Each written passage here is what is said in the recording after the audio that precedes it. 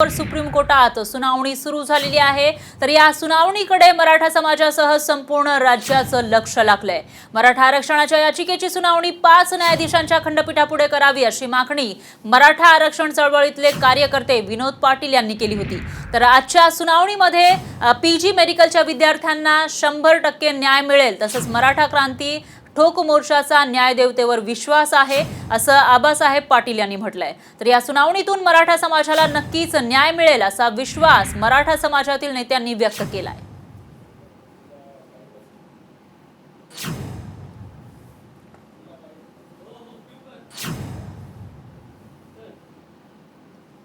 वारंवार मराठा आरक्षणाबाबत एक अफवा केली जाते की मराठा आरक्षण हे घटनेला सोडून आहे। तर ज्यावेळेस घटनेची बाब समोर येते तर 5 न्यायाधीशांपेक्षा अधिक न्यायाधीशांनीच हे प्रकरण ऐकावं। या पार्श्वभूमीवर आज आम्ही न्यायालयाला विनंती करणार आहोत आणि त्या विनंतीवर पहिले सुनावणी होईल।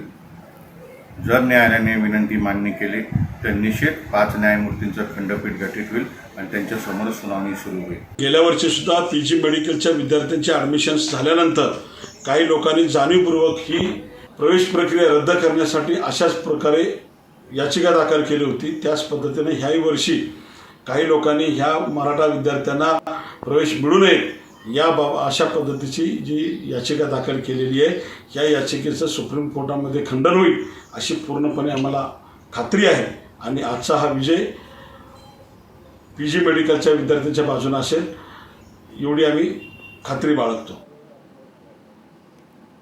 तर आताची सगळ्यात मोठी आणि महत्त्वाची बातमी आपण बघतो। सुनावणीला सुरुवात झालेली आहे। मराठा आरक्षणाच्या मुद्द्यावरून सुप्रीम कोर्टात आज ही सुनावणी सुरू आहे। सर्वोच्च न्यायालयामध्ये सुनावणीला सुरुवात झाली आणि व्हिडिओ कॉन्फरन्सच्या माध्यमातून ही सुनावणी सुरू झालेली आहे। तर छत्रपती संभाजीराजे यांना या सुनावणीसाठी विशेष आमंत्रित करण्यात आले आणि त्याचीच ही दृश्य आपण बघू शकतोय। तर आरक्षणाचा आज फैसला होण्याची शक्यता आहे। आरक्षणाच्या या सुनावणीकडे संपूर्ण महाराष्ट्राचं लक्ष लागलेलं आहे। आरक्षण वैध की अवैध यावर आज महत्त्वपूर्ण निकाल येण्याची शक्यता आहे। तर मराठा आरक्षण वैध ठरवण्याच्या उच्च न्यायालयाच्या निकालाला स्थगिती देण्यास सर्वोच्च न्यायालयाने जुलै 2019 मध्येच नकार दिला होता। त्यामुळे आजच्या या सुनावणीमध्ये नेमकं काय होतं, आज नेमका कसा युक्तिवाद केला जातो हे पाहणं ही महत्त्वाचं असेल।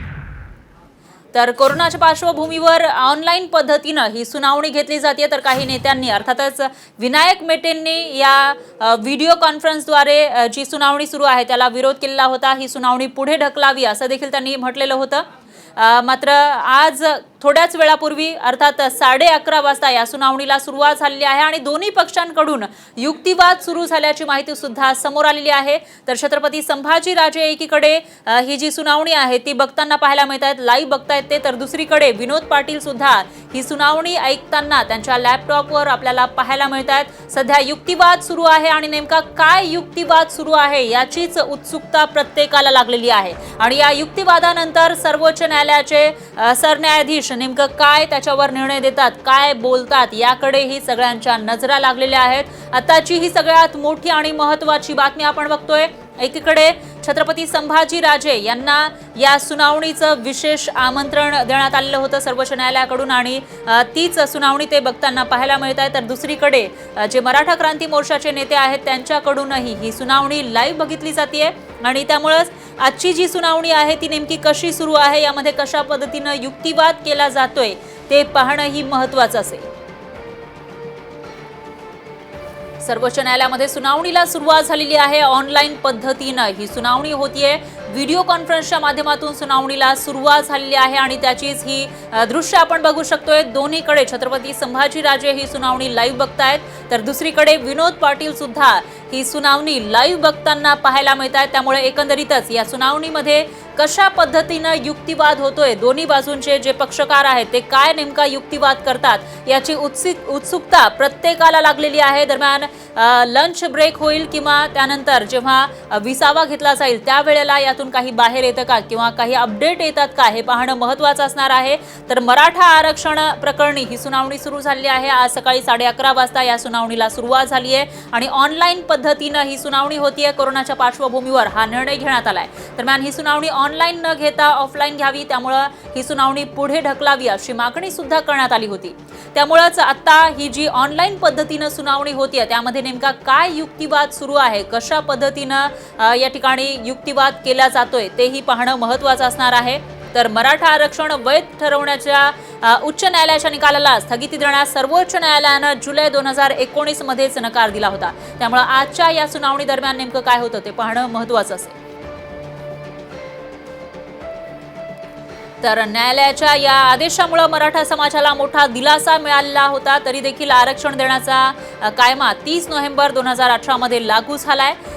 असं असल्यानं त्याची अंमलबजावणी पूर्वलक्षी प्रभावानं करता येणार नसल्याचंही सांगितलं होतं. तर गायकवाड समितीचा अहवाल स्वीकारत भाजप शिवसेनेच्या युती सरकारनं शैक्षणिक तसंच सरकारी नोकर भरतीमध्ये मराठा समाजाला 16% आरक्षण देण्याचा निर्णय घेतला. तर राज्य सरकारचा हा निर्णय योग्य असल्याचा निर्वाळा उच्च न्यायालयानं 27 जून 2019 मध्ये दिला होता. मात्र 16% आरक्षणाऐवजी शिक्षण क्षेत्रामध्ये 12% आणि सरकारी नोकऱ्यांमध्ये 13% आरक्षण देण्यात यावं असा निकाल उच्च न्यायालयानं दिलेला होता. तर व्हिडिओ कॉन्फरन्सद्वारे ही सुनावणी सुरू झालेली आहे. मराठा आरक्षणावर सुप्रीम कोर्टाचं मत समोर आलेलं आहे. VC द्वारे निकाल देता येणार नाही असं सुप्रीम कोर्टानं म्हटलेलं आहे. तर न्यायालय योग्यरित्या सुरू झाल्याचं या ठिकाणी आपल्याला पाहायला मिळतं. व्हिडिओ कॉन्फरन्सद्वारे निकाल येणार नाही असं सुप्रीम कोर्टानं म्हटलेलं आहे. मराठा आरक्षणावर सध्या सुप्रीम कोर्टाचं मत समोर आलेलं आहे. तर VC द्वारे निकाल देता येणार नसल्याचं सुप्रीम कोर्टानं म्हटलंय. न्यायालय योग्यरित्या सुरू झाल्यानंतरच निकाल देऊ असं देखील ते म्हणाले. दरम्यान याविषयी बोलण्यासाठी मराठा मोर्चाचे प्रतिनिधी आपल्यासोबत आहेत. आबासाहेब पाटील. आबासाहेब पाटील, एक महत्त्वाचं मत समोर आलेलं आहे. सुप्रीम कोर्टाचं व्हिडिओ कॉन्फरन्सद्वारे निकाल देता येणार नाही असं सुप्रीम कोर्टानं म्हटलंय. काय सांगाल याविषयी? सुप्रीम कोर्टाच्या या निर्णयाचं मराठा समाजाच्या वतीनं मी स्वागत करतो. कारण हा विषय फार मोठा आहे आणि याच्यामध्ये सर्व याचिका 7 तारखेला घेण्याच्या संदर्भामध्ये राज्य सरकारला सूचना केल्या होत्या. तसं त्या पद्धतीनं नोटीस बजावलं होतं. परंतु व्हिडिओ कॉन्फरन्सद्वारे एवढ्या मोठ्या विषयाचं निकाल कोर्ट कसं काय देणार ह्या चिंतेत आम्ही सुद्धा होतो, सरकार सुद्धा होतं. आणि याच्यामध्ये आज जो मान्य न्यायालय सुप्रीम कोर्टाने जो विषय दिलेला आहे की व्हिडिओ कॉन्फरन्सद्वारा याचा आता आम्हाला विश्लेषण किंवा निकाल देता येणार नाही असे महत्वपूर्ण निर्णय कोर्टाने दिलेला आहे. याच्यामध्ये आता पीजीच्या मेडिकलच्या विद्यार्थ्यांचा जो प्रश्न होता या संदर्भामध्ये सुद्धा गेल्या महिन्यात जे 4 मेला सुनावणी झाली होती त्यावेळेला सांगितलं होतं ऑगस्ट महिन्यातील एका सुटेबल तारखेला हा विषय घेण्यात यावा असं त्यावेळेला सुद्धा डायरेक्शन दिलं होतं. परंतु 9 जूनला जी याचिका दाखल झाली पीजी मेडिकलच्या विद्यार्थ्यांच्या संदर्भामध्ये त्याच्यावरती 7 तारीख दिली होती. परंतु ही 7 तारखेचं सुद्धा आता मान्य न्यायालय कोर्टाने सांगितलेलं आहे आणि आम्हाला सुद्धा आता तयारीसाठी पुरेसा वेळ मिळेल याच्यामध्ये. आणि भविष्यामध्ये आता ह्याच्या सुनावणीच्या संदर्भामध्ये किंवा मराठा क्रांती मोर्चाच्या वतीनं आणि आरक्षणाच्या विषयावरती सरकार आणि मराठा समन्वय यांचा एक समन्वय साधून मराठा समाजाला एक महत्वपूर्ण लढाई जिंकता येईल असा मला ठाम विश्वास आहे. निश्चितच आबासाहेब, आणखी एक महत्वाची माहिती समोर येते ती म्हणजे रोज सुनावणी घेण्याचा कोर्टाचा विचार सुरू असल्याचंही कळतंय. त्याविषयी काय सांगाल?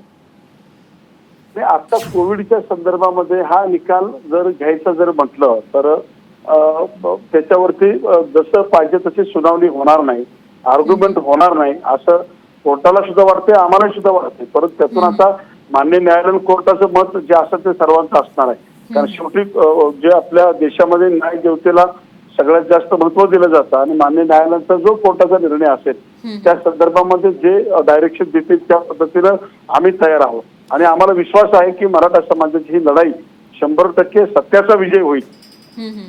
निश्चितच आबासाहेब, हे कोर्ट जेव्हा व्यवस्थितपणे सुरू होईल, पूर्ववत होईल तेव्हा निकाल येणं अपेक्षित आहे. मात्र आता ऍडमिशनचा काळ आहे, काही वेळानंतर ऍडमिशन सुरू होऊ शकतात आणि कोरोनाची ही परिस्थिती कधीपर्यंत असेल ते सांगता येत नाही. याविषयी या सगळ्यांविषयी काय सांगाल तुम्ही एकंदरीत? बघा कसं आहे, पीजी मेडिकलच्या विद्यार्थ्यांच्या 5 जानेवारीला त्या ठिकाणी एक्झाम झाल्या होत्या नीटच्या आणि 24 जानेवारीला त्याचा रिझल्ट लागला होता आणि त्याच्यानंतर लगेच ऍडमिशन प्रोसेस चालू झाल्या होत्या. आता राज्य सरकारनं स्टेट काउन्सिलनं तत्काळ DMIR आणि CET सेलनं त्याची लवकरात लवकर प्रक्रिया चालू करायला पाहिजे होती त्यावेळेला, परंतु त्यांनी केलं नाही. की 15 मेला पहिला राऊंड घेतला आणि काल 6 जुलैला दुसरा राऊंड घेतला. ह्याच्यामुळे बराच वेळ गेला. या पीजी मेडिकलच्या विद्यार्थ्यांच्या जर की त्या ठिकाणी एप्रिलच्या एंड पर्यंत हा मेडिकलचा विषय क्लिअर झाला असता तर विद्यार्थ्यांना पुढे कोविड सारख्या ह्याच्या यंत्रणेमध्ये हे विद्यार्थी सुद्धा कामाला आले असते. दुसरा मुद्दा असा आहे की त्याच्यामध्ये आता ईडब्ल्यूएचे काही विद्यार्थी आहेत त्यांची 13 तारखेला सुनावणी, ESBCची आज SCBCची आज सुनावणी झाली आणि याच्यातून आता 31 जुलैपर्यंत ही पीजी मेडिकलच्या विद्यार्थ्यांचा विषय संपून त्यांना कॉलेज ऑनलाईन सुरू करण्याचा CET-CELचा जो विषय आहे तर ह्याच्यावरती आता सरकार काय निर्णय घेतं आणि कोर्ट काय डायरेक्शन देतं हे आता आपल्याला बघावं लागेल. निश्चितच आबासाहेब, आणखी एक प्रश्न तो म्हणजे हे जे सरकार आहे, महाविकास आघाडीचं सरकार, मराठा क्रांती मोर्चाच्या नेत्यांना विश्वासात घेत नाही असा एक आरोप केला जातोय. तुमचं काय मत आहे याविषयी? आता मी सन्माननीय शरद पवार साहेबांची आमची ठोक मोर्चाच्या वतीनं बैठक झाली. अशोकराव चव्हाण साहेबांची सुद्धा बैठक झाली होती. त्यावेळेला माननीय अशोकराव चव्हाण साहेबांनी आम्हाला सांगितलं होतं की आता कोविडचा विषय आहे आणि त्याच्यामध्ये ते सुद्धा कोरोना त्यांना झाला होता अशोक चव्हाण साहेबांना सुद्धा.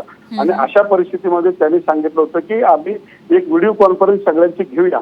परंतु परिस्थिती अशी आहे सध्याची की मराठा क्रांती मोर्चाच्या माध्यमातून अनेक वेगवेगळे संघटनेची लोक असल्यामुळे नेमके समन्वय किती आणि कुणाला बोलवायचं हा प्रश्न सुद्धा सरकारच्या समोर उभा राहिलेला आहे. की नेमके आता ह्याला बोलवलं तर तो नाराज होतो, त्याला बोलवलं तर हा नाराज होतो. त्याच्यामुळे सरकार सुद्धा या बैठकी घेण्यासंदर्भामध्ये संभ्रमात आहे. मला परवा अशोक चव्हाण साहेबांनी बोलून दाखवलं की आबासाहेब आपण सगळ्या लोकांनी एकमत करावं आणि याच्यावरती मग आम्ही तुम्हाला सगळं आता आज समजा तुम्ही आमच्याकडे आले, आज दुसरी पार्टी येते आणि तिसरा गट येतो आणि ह्याच्यामुळं या सगळ्या गटबाजीमुळे आम्हाला निर्णय घेता येत नाही. त्याच्यामुळे सरकारच्या वतीनं आम्हाला जे सुटेबल करता येईल. निश्चितच आबासाहेब, तुम्ही आमच्यासोबत असेच राहा. फोन लाईन वरून एक मोठी अपडेट समोर येते ती म्हणजे सोमवारपासून रोज सुनावणी होणार आहे. आताची ही सगळ्यात मोठी आणि महत्त्वाची अपडेट आहे. आठवडाभर सुनावणी सुरू राहील असं देखील सांगण्यात आलंय. तर नजीकच्या सोमवारपासून या सुनावणीला दररोज सुरुवात होणार आहे. रोज सुनावणी घेण्याचा कोर्टाचा विचार असल्याचं सुद्धा समोर येत आहे. सोमवारपासून रोज सुनावणी होण्याची शक्यता आहे. आताची ही सगळ्यात मोठी आणि महत्त्वाची बातमी आपण बघतोय. आज सकाळी 11:30 वाजता VC द्वारे या सुनावणीला सुरुवात झाली आणि त्यामध्ये कोर्टानं काही महत्त्वाचे मुद्दे मांडलेले आहेत. रोज सुनावणी घेण्याचा विचार सुरू असल्याचं सुद्धा कळतंय. तर येत्या सोमवारपासून दररोज सुनावणी होऊ शकते आणि त्याचबरोबर VC द्वारे फैसला देता येणार नाही असंही एक महत्त्वाचं मत कोर्टानं मांडल्याचं समोर येतं. आताची ही सगळ्यात मोठी आणि महत्त्वाची बातमी आपण बघतोय. सगळ्यांच्या नजरा या सुनावणीकडे लागलेल्या आहेत. फक्त मराठा समाजाचं नाही तर अख्ख्या राज्याचं लक्ष या सुनावणीकडे लागलेलं होतं. ती सुनावणी आता दररोज होणार आहे. आठवडाभर ही सुनावणी सुरू राहील असं कोर्टानं सांगितल्याचं सुद्धा समोर येत आहे. तर व्हिडिओ कॉन्फरन्सद्वारे निकाल कठीण असल्याचं सुद्धा सुप्रीम कोर्टानं म्हटल्याची माहिती समोर येते. सोमवारपासून रोज सुनावणी होणार असल्याची एक मोठी माहिती समोर येते. तर पुढील आठवडाभर ही सुनावणी सुरू राहील अशी ही माहिती समोर आली. आताची ही सगळ्यात मोठी आणि महत्त्वाची अपडेट आपण बघतोय. मराठा समाजाला या सुनावणीमध्ये या सुनावणी दरम्यान दिलासा मिळणार का हा सगळ्यात मोठा प्रश्न आहे. त्यामुळे मराठा समाज असेल किंवा संपूर्ण राज्याचं या सुनावणीकडे लक्ष लागलेलं आहे. तर सर्वोच्च न्यायालयाचा सर्वोच्च फैसला येण्याची शक्यता आहे आणि त्यातच न्यायालय योग्यरित्या सुरू झाल्यानंतर याचा निकाल येणार का असाही एक कयास लावला जातोय.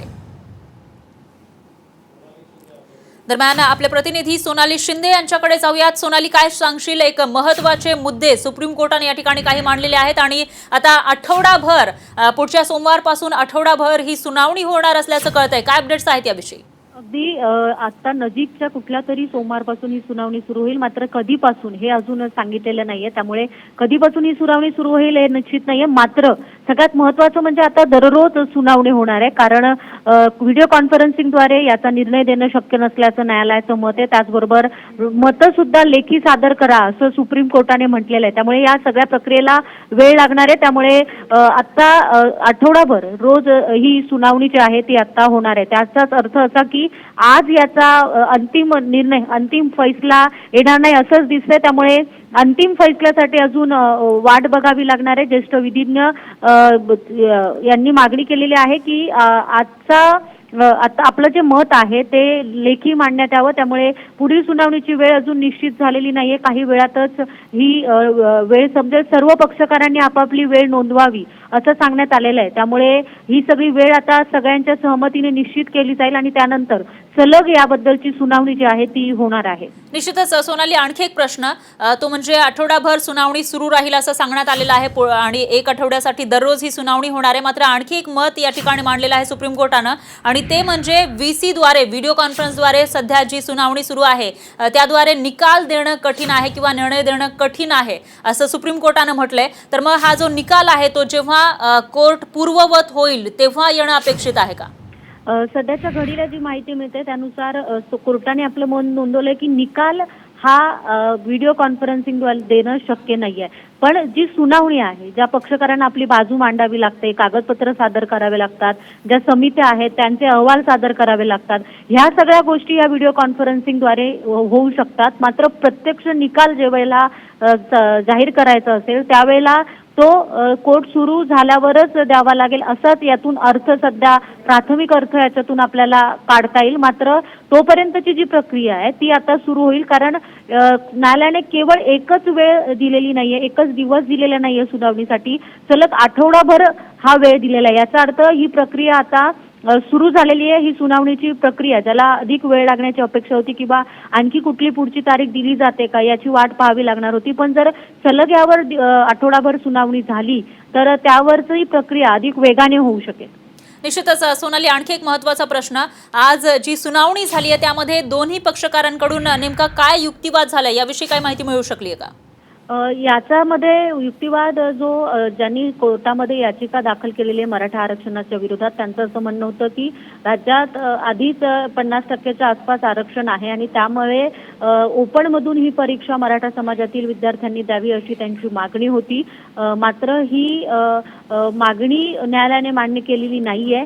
आता सध्या सुनावणी आणि निर्णय यावरच ही सगळा युक्तिवाद जो आहे तो सुरू आहे आणि न्यायालय आपलं मत नोंदवतंय. त्याचबरोबर जे पक्षकार आहेत त्यांना आपली मतं लेखी जमा करण्यासाठी न्यायालयाने सांगितलेलं आहे. निश्चितच सोनाली, तुमच्याकडे आपण येणारच आहोत. दरम्यान धन्यवाद आतापर्यंत दिलेल्या या माहितीसाठी.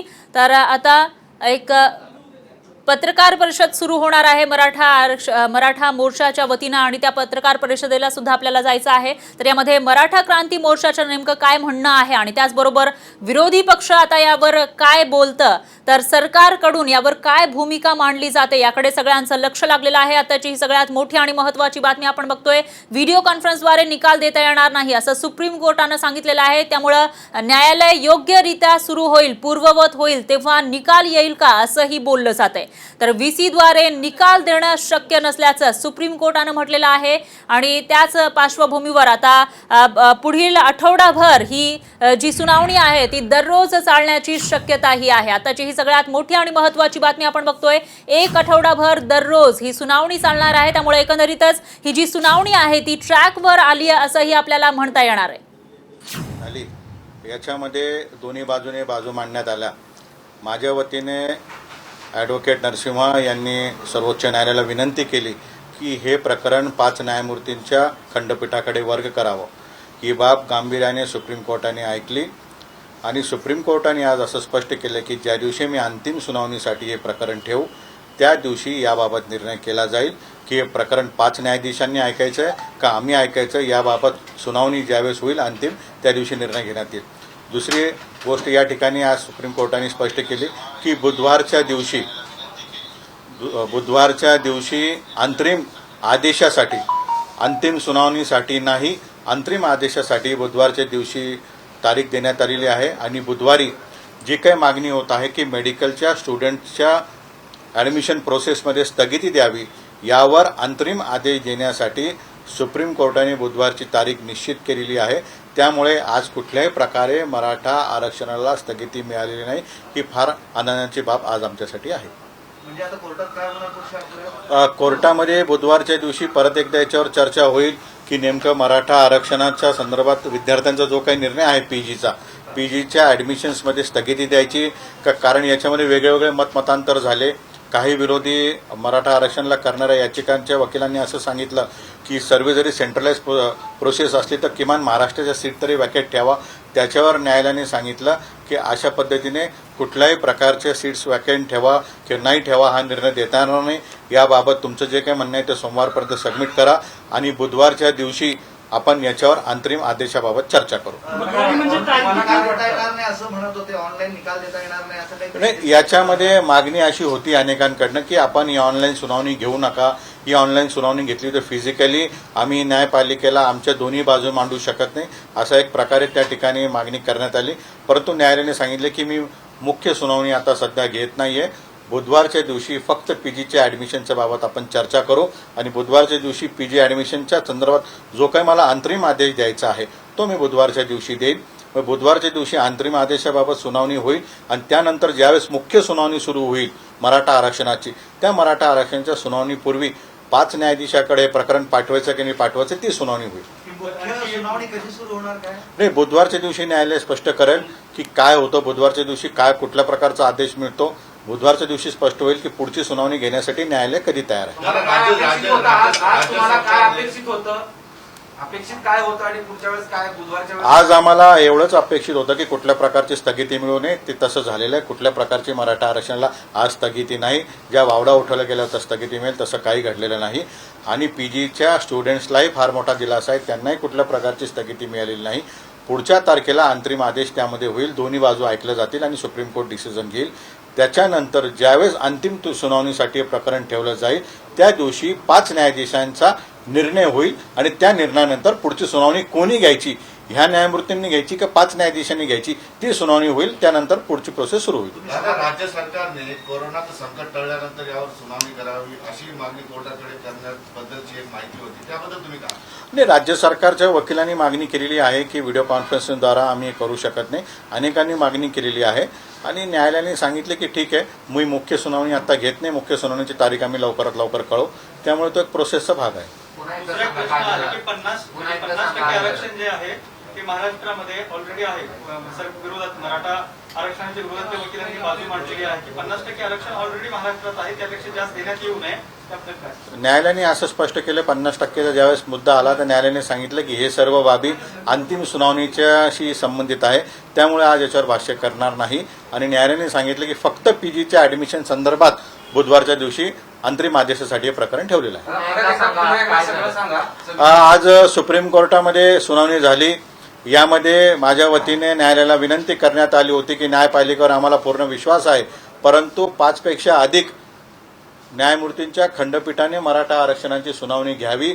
यावर न्यायालयाने सांगितलं ज्यावेळेस अंतिम सुनावणीसाठी हे प्रकरण ठेवलं जाईल त्यावेळेस आम्ही निर्णय घेऊ की हा निर्णय आम्ही घेणार का हा निर्णय 5 न्यायाधीशाचं खंडपीठ घेणार, त्या दिवशी आम्ही स्पष्ट करू. बुधवारच्या दिवशी अंतरिम आदेशासाठी पीजीच्या ॲडमिशनबाबत ही सुनावणी ठेवण्यात आलेली आहे आणि बुधवारच्या दिवशी जे काही घडेल की पीजीच्या ॲडमिशन संदर्भात जे काही न्यायालयाची भूमिका असेल ती सर्वांच्या समोर येईल. याच्यामध्ये आज एक दिलासादायक गोष्ट एवढी आहे की मराठा आरक्षणाला कुठल्याही प्रकारची स्थगिती नाही. वारंवार सांगितलं जात होतं की पीजीच्या ॲडमिशनला स्थगिती द्या, किमान महाराष्ट्राचे राऊंड थांबवा, परंतु न्यायालयाने सांगितले की किचकट प्रक्रिया होईल, याबाबत आम्ही कुठलाही निर्णय देणार नाही.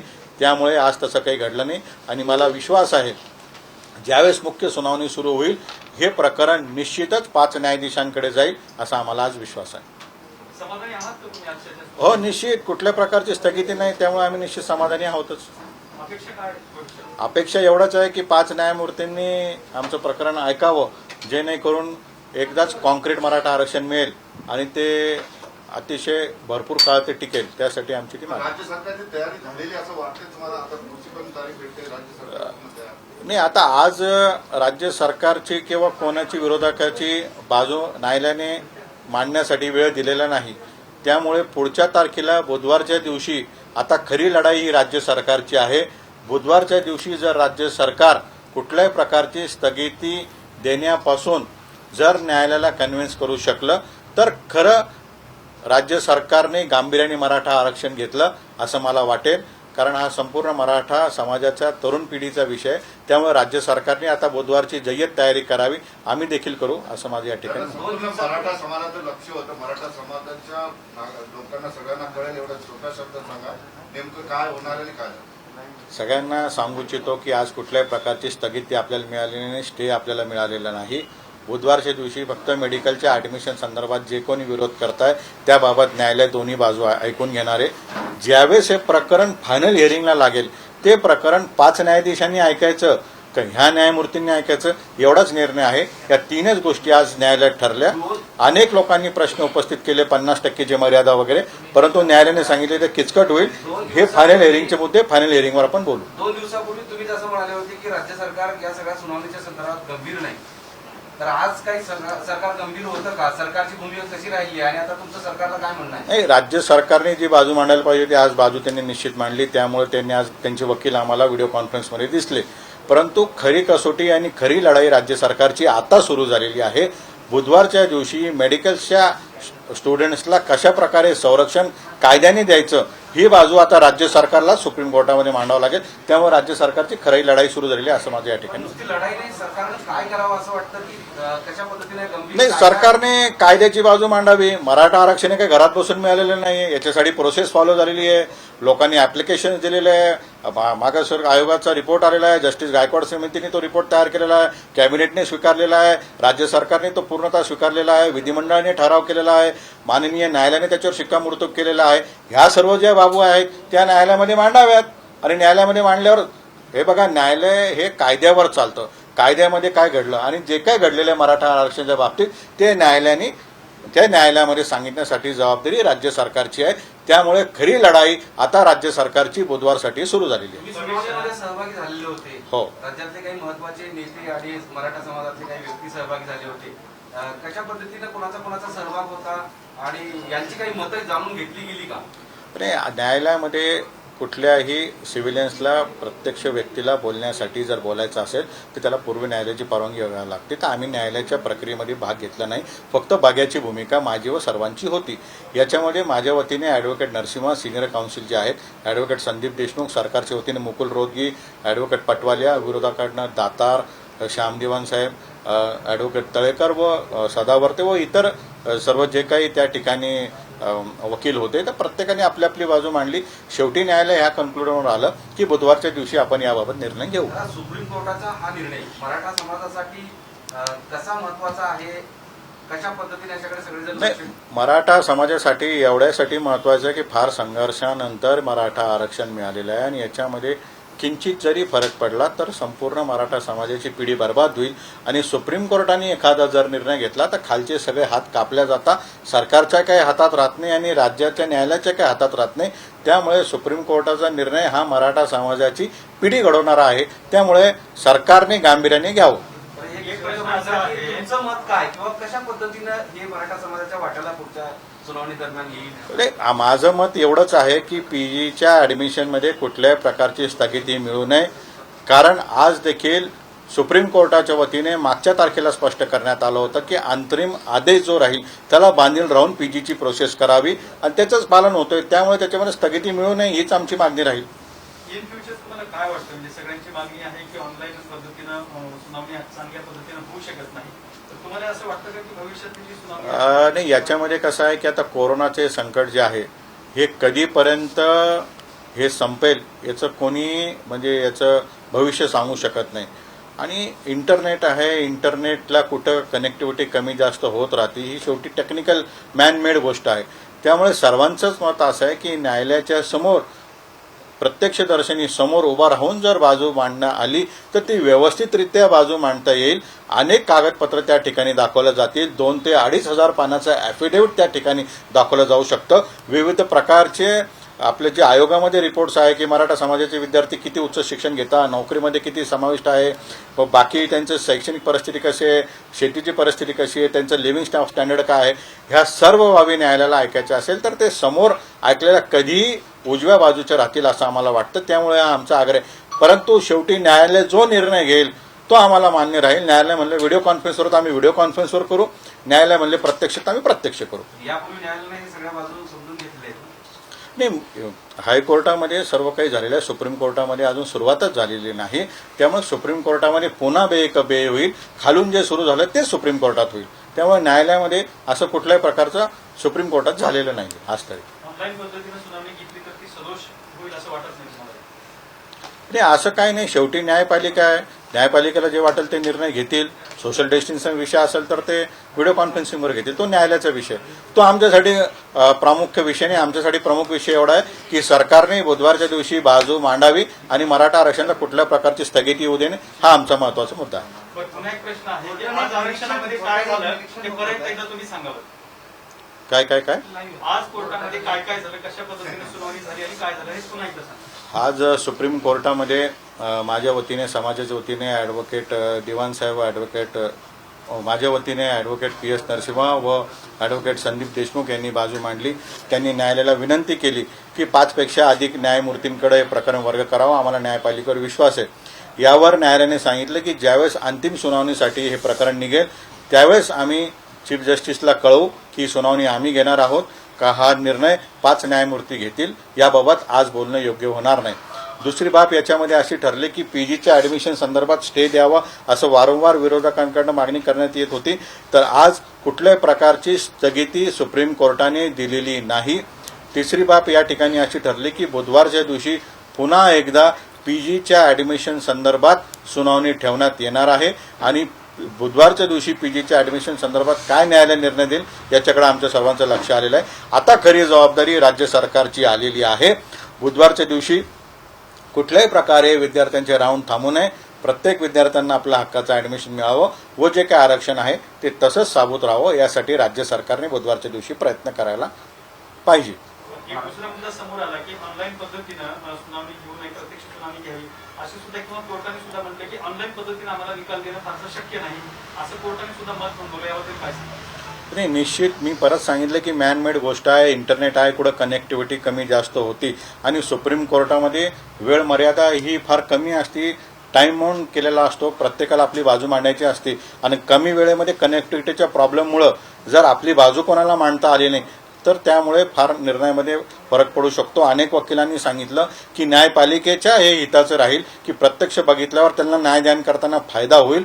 त्यामुळे सुप्रीम कोर्टाची थोडी तात्वता त्यात मान्यता मिळालेली आहे. परंतु जोपर्यंत सुप्रीम कोर्ट औपचारिकरित्या सांगत नाही की आम्ही प्रत्येक दर्शनी सुनावणी घेण्यासाठी तयार आहोत त्यावर आम्ही भाष्य करू शकत नाही. पण आज जी काही सुनावणी झाली याच्याबद्दल तुम्ही समाधानी आहात तर तुम्हाला काय वाटतं. निश्चित आम्ही समाधानी आहोत आणि एक फार मोठा दिलासा आज न्यायालयाने आम्हाला जो दिला की अंतिम सुनावणीच्या पूर्वी 5 न्यायाधीशांच्या खंडपीठाकडे हे प्रकरण पाठवायचं का नाही पाठवायचं याचा निर्णय आम्ही देऊ. त्यामुळे आज त्यांनी 5 न्यायाधीशांच्या खंडपीठाची बाब गांभीर्याने ऐकली. हे फार समाधानकारक मराठा समाजासाठी. त्याला राज्यभरामध्ये 56 पेक्षा मोठी आंदोलनं झाली आणि हा सगळा परिपाक पुढं कोर्टामध्ये आला. सरकारनं आरक्षण दिलं पण पुढे आव्हानं आली. कशा पद्धतीनं हे आव्हान सुरुवातीपासून मराठा समाजानं स्वीकारलेलं होतं, कशा पद्धतीनं आंदोलन झाली आणि आतापर्यंतच्या काय अपेक्षा मराठा समाजातल्या आहेत आणि त्याचबरोबर तरुणांसाठी. तर आताची ही सगळ्यात मोठी आणि महत्त्वाची बातमी आपण बघतोय. राज्य सरकारची खरी लढाई आता सुरू झाल्याचं या ठिकाणी नेत्यांनी सांगितलेलं आहे मराठी क्रांती मोर्चाच्या. तर 15 जुलैला अंतरिम आदेशाची सुनावणी होणार असल्याची सुद्धा माहिती समोर आली आहे. 5 न्यायाधीशांच्या खंडपीठापुढे ही सुनावणी घ्यावी अशी मागणी सुद्धा त्यांनी केली आहे. तर राज्य सरकारची आता खरी लढाई सुरू झाली आहे. त्यांची कसोटी लागणार असल्याचं सुद्धा मराठा क्रांती मोर्चाच्या या नेत्यांनी पत्रकार परिषदेत सांगितलेलं आहे. आताची ही सगळ्यात मोठी आणि महत्त्वाची बातमी आपण बघतोय. थोड्याच वेळापूर्वी सुनावणी संपलेली आहे. आजची सुनावणी संपली आहे, मात्र येत्या बुधवारी म्हणजेच 15 जुलैला ही सुनावणी होणार आहे आणि या सुनावणी दरम्यान PG मेडिकलच्या जी याचिका आहे त्यावर सुनावणी होण्याची शक्यता आहे आणि त्यावर स्थगिती देणार का ती पुढे जाणार, स्थगिती दिली जाणार नाही हा निर्णय अपेक्षित आहे. तर 15 जुलैला अंतरिम आदेशाबाबत सुनावणी होणार आहे आणि या वेळेला सर्वोच्च न्यायालय नेमकं काय आदेश देते ते पाहणं महत्त्वाचं असेल. आताची सगळ्यात मोठी आणि महत्त्वाची बातमी आपण बघतोय. तर 15 जुलैला जी सुनावणी होणार आहे तेव्हापासून हे आरक्षण वाचवण्यासाठी राज्य सरकारची खरी कसोटी लागणार असल्याचं सुद्धा मराठा क्रांती मोर्चाच्या हे जे नेते आहेत त्यांनी सांगितलेलं आहे. आताची सगळ्यात मोठी आणि महत्त्वाची बातमी आपण बघतोय. तर मराठा क्रांती मोर्चाचे जे नेते आहेत त्यांच्याकडून आधीच राज्य सरकारवर काही आरोप केले जात होते.